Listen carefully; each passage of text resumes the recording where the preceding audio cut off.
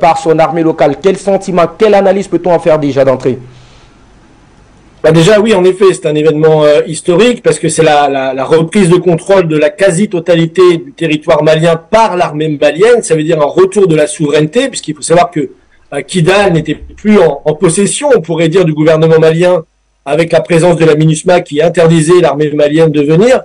Et la deuxième chose, je pense que tous les Africains francophones devraient remercier Emmanuel Macron, puisque Emmanuel Macron a réussi à faire ce que n'avait pas fait Chirac, Sarkozy ou Hollande, c'est-à-dire d'accélérer la chute de la France-Afrique. Et ce qu'on voit aujourd'hui avec la reprise de Kidal, c'est un symbole de plus dans l'effondrement de la France-Afrique.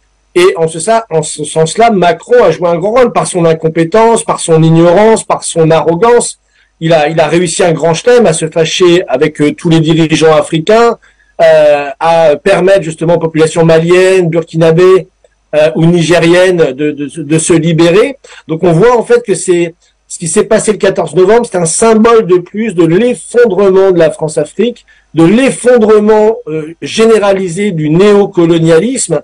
Et ce qu'on vient de vivre, en effet, c'est très important parce que c'est un cycle d'abord de 10 ans, puisque en fait la France, on se rappelle tous, avait débarqué en 2013 sous François Hollande, qui avait dit que c'était le plus beau jour de sa vie, et avait lancé l'opération Serval puis Barkhane.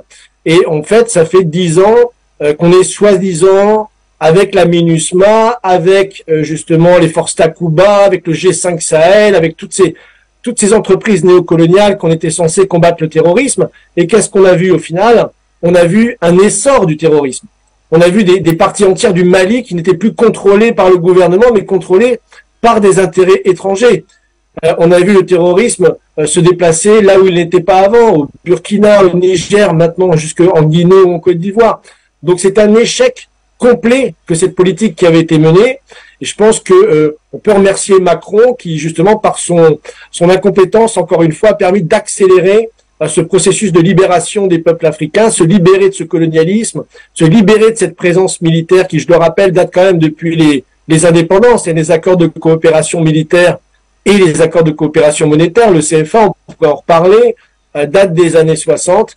Et aujourd'hui, on a un pays, le Mali, qui a recouvré son entière souveraineté, pas encore d'un point de vue monétaire, mais au moins d'un point de vue militaire, en reprenant l'ensemble de contrôle du pays. Donc ça, c'est déjà une première remarque. Seront passés au peigne fin, on annonce. Je ne sais pas si vous m'écoutez, Sébastien, vous me saisissez? D'accord. Oui. Je vous rassurais que les questions monétaires, elles également, seront passées au peigne fin très prochainement. On annonce d'ailleurs la mort du franc CFA au sein de l'AES. C'est une information que je puisse déjà que je peux rassurer en direct.